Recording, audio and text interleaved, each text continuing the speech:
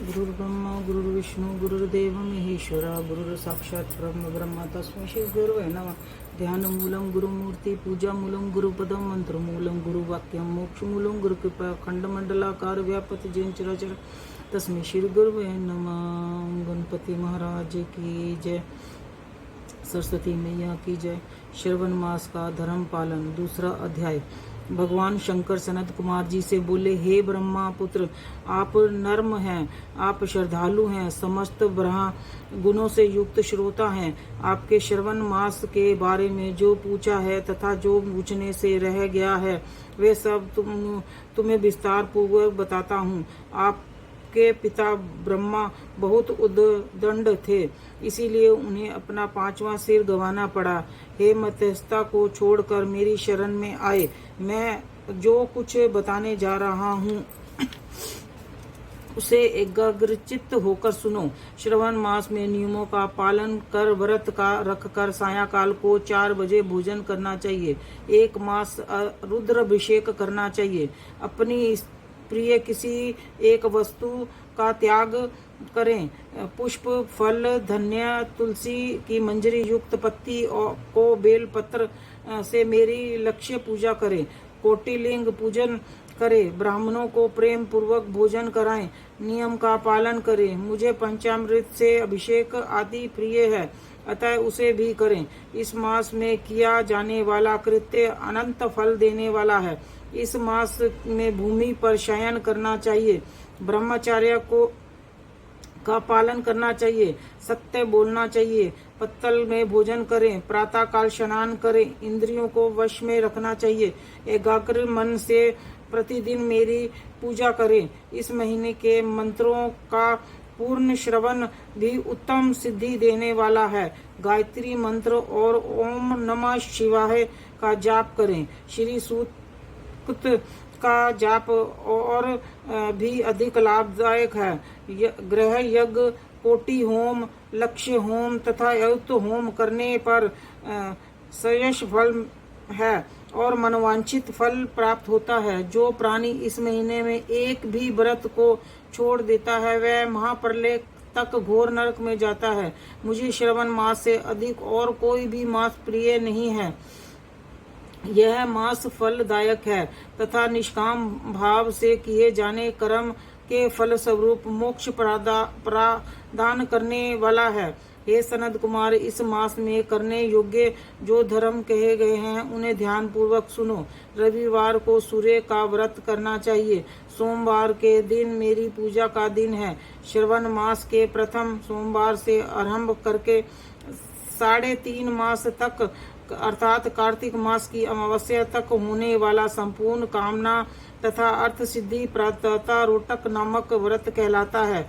मंगलवार के दिन मंगला गौरी का व्रत रखा जाता है. बुधवार को बुध का व्रत, बृहस्पतिवार को गुरुवार का व्रत, शुक्र को जीविता देवी का व्रत रखते हैं. शनिवार को हनुमान जी और नरसिंह का व्रत रखा जाता है.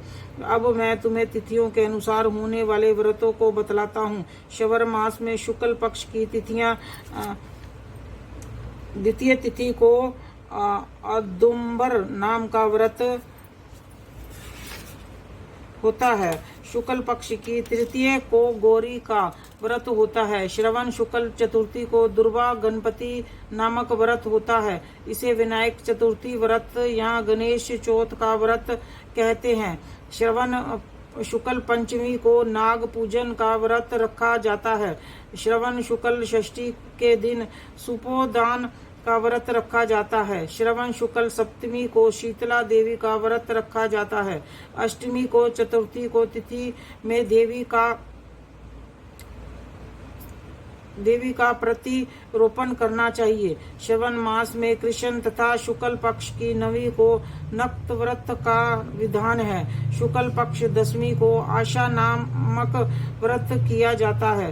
कोई मनुष्य श्रवण के मास दोनों पक्षों शुक्ल और कृष्ण की एकादशी को आशा व्रत रखते हैं. श्रवण शुक्ल पक्ष की द्वादशी को भगवान विष्णु का प्रतिरोपण करना कहा गया है. इसीलिए इस तिथि को भगवान हरि श्री धर नाम से अर्चन उत्तम गति प्रदान कराता है। श्रवण शुक्ल पक्ष पूर्णिमा को उत्सर्जन, उपाकर्म, सभादीप, रक्षाबंधन, श्रवणी क्रम, सर्पबलि तथा हयग्रीव जयंती मनाई जाती है। हयग्रीव नामक भगवान विष्णु का अवतार माना गया है। उपरोक्त सातों व्रत श्रवण शुक्ल पूर्णिमा को मनाए जाते हैं। श्रवण कृष्ण चतुर्थी को संकट चतुर्थी, जिसे आम भाषा में संकट चौथ कहते हैं, तथा कृष्ण पक्ष की पंचमी को मानव कल्याण आदि व्रत रखा जाता है। श्रवण कृष्ण अष्टमी को भगवान श्री विष्णु ने श्री कृष्ण नाम से 16 कल्याणों से युक्त अवतार लिया था। उस दिन व्रत तथा महोत्सव मनाया जाता है। श्रवण मास की अमावस्या में अमावस्या को पिठोरा व्रत का विधान है। इस दिन कुशोपदन करें और विष्णु का पूजन करें।